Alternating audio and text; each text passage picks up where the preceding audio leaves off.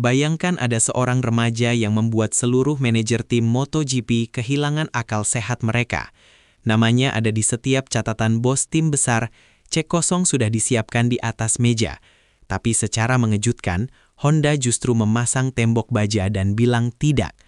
Padahal, semua orang tahu pedok sedang membara. Apa sebenarnya yang terjadi di balik pintu tertutup garasi Aspar? Apakah ini strategi jenius untuk melindungi sang permata? Atau justru langkah egois yang bisa menghancurkan karir sang anak emas? Kita bongkar rahasianya sekarang. The Alien Origin, penghancur rekor. Dunia balap motor belum pernah melihat fenomena seperti ini sejak era awal Marc Marquez muncul ke permukaan. David Alonso bukan cuma sekedar menang balapan. Dia sedang melakukan pembantaian massal terhadap buku sejarah MotoGP. Saat dia melewati garis finish, ini soal lahirnya seorang alien baru yang punya insting predator. Dia tidak butuh waktu lama untuk beradaptasi, dia langsung menyerang. Tapi, justru disinilah masalah dimulai. Kehebatannya menciptakan ketakutan sekaligus nafsu besar bagi tim-tim di kelas utama. Namun, ada satu hal yang janggal. Di saat pembalap lain memohon untuk naik kelas, Alonso justru dikurung. Tapi siapa yang sebenarnya mengunci pintu itu?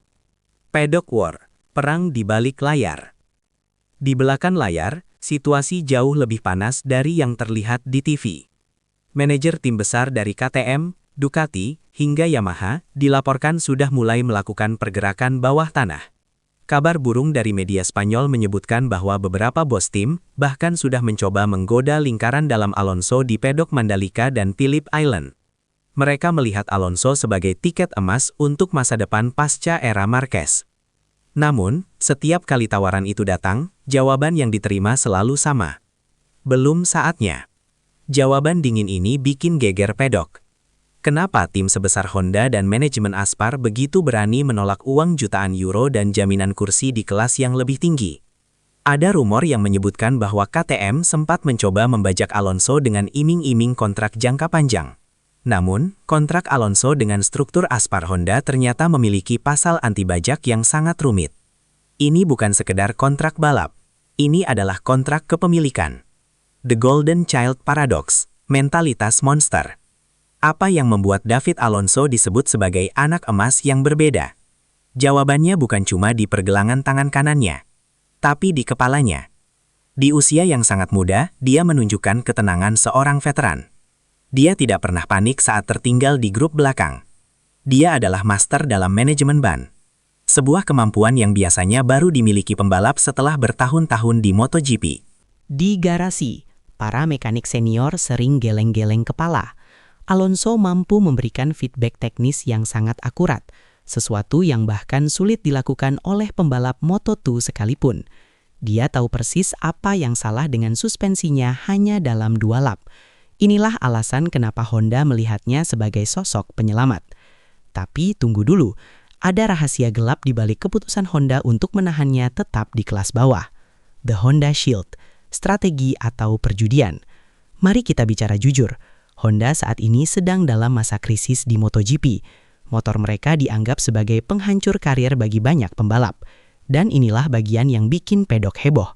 Muncul teori bahwa Honda sengaja melarang Alonso naik kelas terlalu cepat karena mereka tidak mau merusak mentalitas pemenang Alonso dengan motor MotoGP mereka yang saat ini masih bermasalah. Mereka ingin Alonso matang sempurna di Moto2 terlebih dahulu, sembari para insinyur di Jepang mati-matian memperbaiki motor RC213V. Mereka menjaga Alonso seperti menyimpan pedang legendaris yang hanya akan ditarik saat perang besar dimulai. Honda bilang tidak pada semua tim lain karena mereka tahu, jika Alonso jatuh ke tangan Ducati atau KTM, maka dominasi Honda mungkin tidak akan pernah kembali untuk selamanya.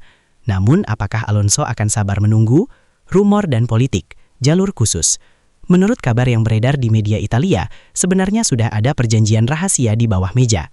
Isunya, Alonso sudah dijanjikan kursi pabrikan langsung tanpa harus melalui tim satelit, jika dia berhasil menjuarai Moto2 di tahun pertamanya.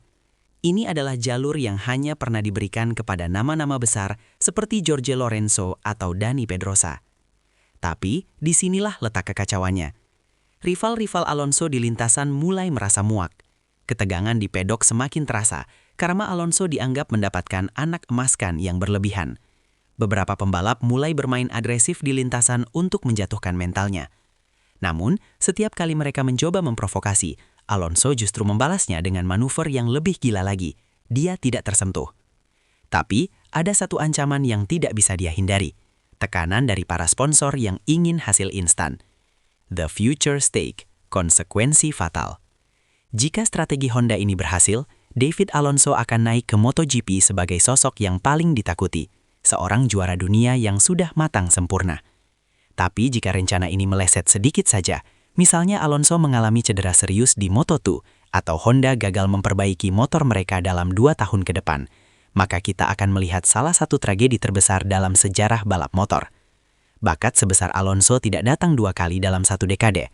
Membiarkannya menunggu adalah perjudian tingkat tinggi. Saat ini, dia adalah pusat semesta di kelas ringan. Tapi di MotoGP, hiu-hiu besar sudah menanti untuk menerkamnya. Apakah tembok pelindung yang dibangun Honda akan menjadi benteng kemenangan atau justru menjadi penjara yang mematikan potensinya? Satu hal yang pasti, David Alonso adalah masa depan. Dan saat ini, masa depan itu sedang dikunci rapat-rapat oleh Honda. Keputusan untuk menolak semua tawaran emas dari tim lain mungkin terdengar gila, tapi dalam dunia balap yang penuh politik, ini adalah langkah catur yang sangat berani. Sekarang, bola ada di tangan Alonso. Apakah dia akan terus patuh pada rencana besar sang pabrikan, atau dia akan mulai memberontak demi mengejar ambisinya di kelas utama? Apa yang terjadi selanjutnya bisa mengubah wajah Grand Prix selamanya? Dan menurut kalian, apakah Honda sedang menyelamatkan Alonso atau justru sedang menghancurkan peluangnya untuk menjadi yang terhebat? Tulis teori kalian di kolom komentar, karena drama ini baru saja dimulai.